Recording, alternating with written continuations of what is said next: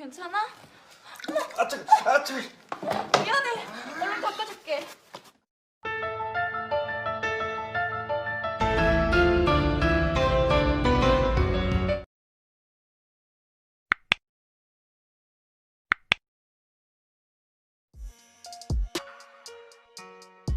Film ini dimulai dengan seorang cowok yang baru lulus kuliah dan lagi cari lowongan pekerjaan yo. Dia ini bernama Yonggi dan sepulangnya dari nyari lowongan kerja, di perjalanan dia nggak sengaja ketemu dengan seorang penjual barang-barang antik dan penjual tersebut kemudian menawarkan sebuah kotak antik yang dibilang punya kekuatan misterius yang disebut Pandora Box. Tapi dia harus membukanya pukul 12 malam dan nggak boleh kurang dari itu. Yonggi sebenarnya nggak terlalu percaya ya dengan hal tersebut. Tapi ya untuk kategori barang murah ya nggak ada salahnya dicoba toh. Yonggi kemudian pulang dan tidur sambil nunggu jam 12 malam. Tapi kemudian dia terbangun dan masih jam setengah 12. Dan karena Yonggi ini nggak sabaran yo, dia pun akhirnya langsung membuka kotak tersebut. Dan ternyata isi dari kotak tersebut adalah sampah. Isinya adalah satu buah kondom dan poster lowongan pekerjaan dari perusahaan yang bernama NIT. Merasa ditipu sama penjual tadi, Yonggi kemudian ngomel-ngomel sendiri dan langsung tidur. Dan film ini pun dimulai. Keesokan harinya, Yonggi mencoba melamar ke perusahaan NIT yang ada di kota tadi, dan di sini ia kemudian diwawancarai oleh seorang cewek yang cakep dengan pakaian dalam yang meronta-ronta pengen keluar dari tempatnya. Dia ini bernama Tim Jang, dan Yonggi ini bukannya fokus ke pertanyaan yang dilontarkan oleh Tim Jang, melainkan fokus ke belahan buah-buahan segar yang ada di depannya. Tim Jang yang kemudian melihat tongkat ajaib Yonggi sudah bangun, dia ini pengertian banget loh dan langsung menawarkan bikang angetnya yang masih kebul-kebul itu. Dan mereka pun melakukan penggenjotan. Pak D kemudian mikir yo, ini sebenarnya wawancara macam apa? Yang lamar jelas banyak kalau kayak gini yo. Tapi ternyata barusan itu cuma halusinasi Yonggi. Dan Yonggi juga agak bingung kenapa barusan dia mengalami hal tersebut. Sebuah halusinasi tapi terasa seperti nyata. Dan di sini dia masih belum tahu kalau itu barusan adalah salah satu efek akibat dia melanggar pantangan membuka kotak tadi.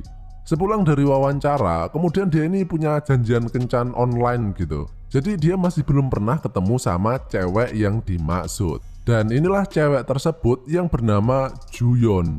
Dia kemudian mengajak Yonggi pulang ke rumahnya. BTW Juyeon ini menggunakan aplikasi kencan online karena hari ini adalah hari ulang tahunnya. Dan orang tuanya itu mengatakan agar mengundang pacarnya ke acara tersebut. Jadi Yonggi ini ibaratnya dijadikan pacar sewaan gitu. Juyeon kemudian menyuruh Yonggi mandi agar lebih rapi.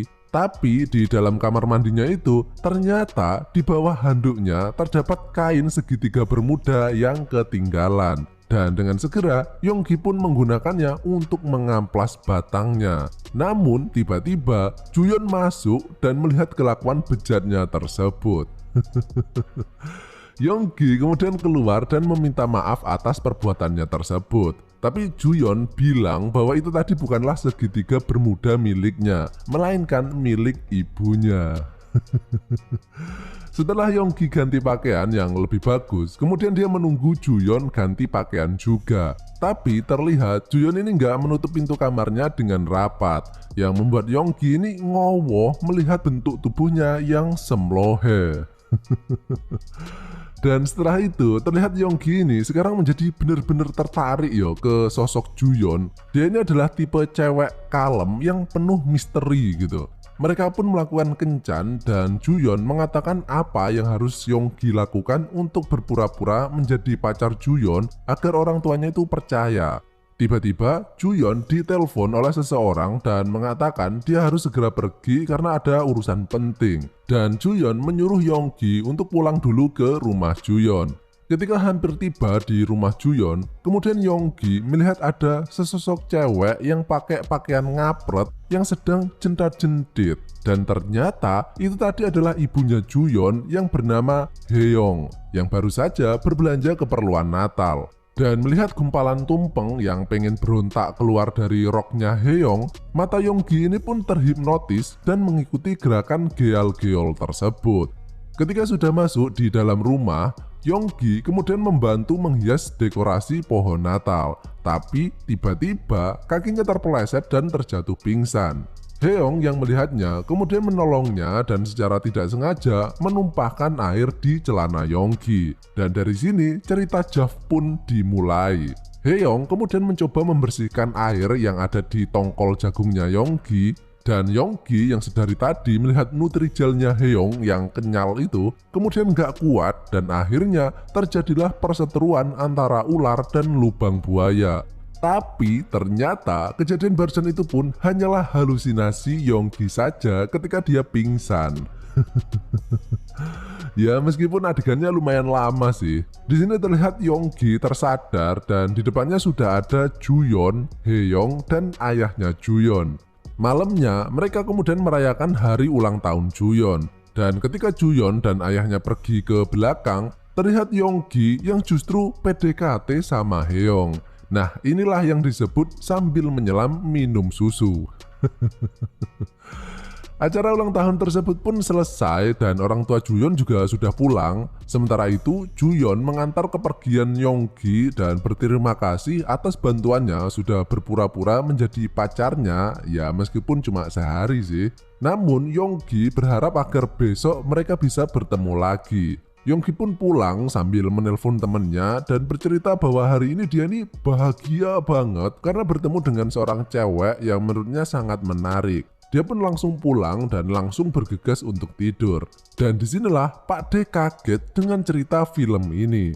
Waktu menunjukkan setengah 12 malam seperti pas dia membuka Pandora Box kemarin. Dan tiba-tiba dia ini diteleport ke waktu pagi hari persis seperti hari kemarin. Yaitu di depan pintu perusahaan NIT tadi ketika dia hendak melamar pekerjaan. Yonggi pun tentu saja bingung ya, kenapa dia tiba-tiba ada di sini. Dia pun berusaha pergi dari tempat tersebut, tapi dia akan tetap diteleport terus-menerus ke tempat yang sama pada jam yang sama. Akhirnya, Yonggi terpaksa masuk ke ruangan tersebut. Dan uniknya, Tim Jang kini kembali mewawancarai Yonggi seolah-olah dia ini tidak pernah bertemu dengan Yonggi kemarin. Namun karena otak Yonggi ini cuma berisi penggenjotan ya, dia merasa bodoh amat dengan keadaan aneh yang dialaminya saat ini. Mungkin ini cuma mimpi saja toh.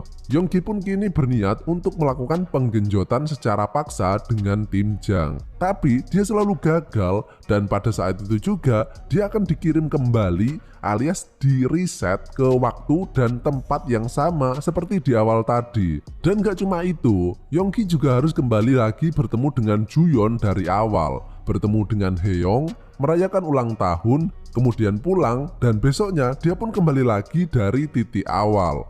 Yonggi pun bingung apa maksud semua ini. Dan ini sebenarnya adalah kutukan dari Pandora Box yang telah dilanggar pantangannya itu, yaitu Yonggi ini terjebak dalam time loop atau muter-muter aja di tempat dan waktu tersebut. Yonggi pun berpikir gimana caranya agar ia bisa terbebas dari kutukan ini. Dia berpikir mungkin ada misi tertentu yang harus ia selesaikan dalam kurun waktu 24 jam tersebut. Dan yang pertama kali muncul di pikirannya adalah mungkin dia harus menggenjot semua cewek-cewek tersebut. Berbekal dari pengalaman sebelumnya, Yonggi ini sekarang hafal semua gerakan dan tingkah laku yang akan dilakukan oleh masing-masing karakter. Sehingga Yonggi pun melakukan semua rencana mesumnya tersebut ke semua cewek yang ada di film ini. Tapi ketika ia pulang, keesokan harinya Yonggi sekali lagi masih tetap di tempat dan jam yang sama. Jadi gampangnya kalau seumpama ini adalah game yo, perusahaan NIT ini adalah awal atau start point. Dan setelah pulang dari rumah Juyeon itu adalah akhir atau end point. Dan untuk terbebas dari time loop ini, Yonggi harus menyelesaikan misi yang dia ini nggak tahu apa misinya. Keesokan harinya, entah udah berapa kali ya Denny mengulanginya, pas Juyeon mendapat telepon dari seseorang, kemudian Yonggi meminta tolong kepada temennya untuk mengikuti kemana sebenarnya Juyeon pergi. Dan ternyata Juyeon itu pergi menemui seorang pria dan mereka melakukan transaksi jual beli seperti obat-obatan atau racun gitu. Temennya ini kemudian mencoba menelpon Yonggi, tapi karena dia ini sibuk PDKT sama Haeyoung, dia nggak tahu kalau ada telepon tersebut. Dan ketika pulang, barulah dia mengetahui informasi tersebut dari temennya. Tapi Yonggi nggak tahu ya apakah informasi tersebut adalah informasi berguna untuknya atau tidak. Yonggi pun sebelum tidur kemudian mencoba mengingat-ingat sesuatu. Dan dia sadar bahwa ternyata selama ini Juyeon itu adalah karakter yang terlihat memendam rasa penuh kesedihan yo. Dia pun tertidur dan sekali lagi berada di start point. Namun kali ini dia mencoba melakukan semua hal dari awal sampai akhir secara positif dan bukannya berdasarkan asas penggenjotan ataupun berdasarkan norma-norma bercocok tanam. Yonggi kemudian mencoba menyelinap masuk ke kamar Juyeon dan di sana dia menemukan fakta bahwa Juyeon ini adalah anak angkat. Ayahnya meninggal, ibunya menikah lagi, jadi dia punya ayah tiri dan kemudian ibunya meninggal. Jadi bisa dibilang Juyeon ini depresi berat. Kenapa? Silahkan dilanjutkan menonton biar kalian tahu ceritanya. Sepulang dari rumah Juyeon, kemudian Yonggi melakukan hal yang belum pernah ia lakukan sebelumnya, yaitu dia kembali lagi ke rumah Juyeon. Terlihat tidak ada siapapun di rumah tersebut dan Yonggi masuk ke kamar Juyeon dan di sana ia mendapati obat yang dibeli Juyeon dari transaksi COD-an tadi. Tiba-tiba terdengar suara dari bawah. Yonggi kemudian bersembunyi di dalam lemari baju dan terlihat Juyeon yang sedang bersama dengan seorang pria dewasa yang berlaku kasar kepadanya dan dia ini adalah ayah tirinya yang berotak mesum. Jadi selama ini ayah tirinya ini memaksa Juyeon untuk memuaskan nafsu makannya dan Juyeon nggak bisa mengatakan hal tersebut kepada siapapun sehingga dia ini depresi banget. Dan ketika Juyeon hendak diperkusi oleh ayah tirinya, dia mendengar ada suara dari dalam lemari. Ayah tirinya kemudian membukanya dan terlihat Yonggi yang ketakutan. Yonggi pun langsung dihajar oleh ayah tirinya dan kemudian hendak ditikam menggunakan pisau. Tapi tiba-tiba dari belakang, Juyeon memukul kepala ayah tirinya tersebut.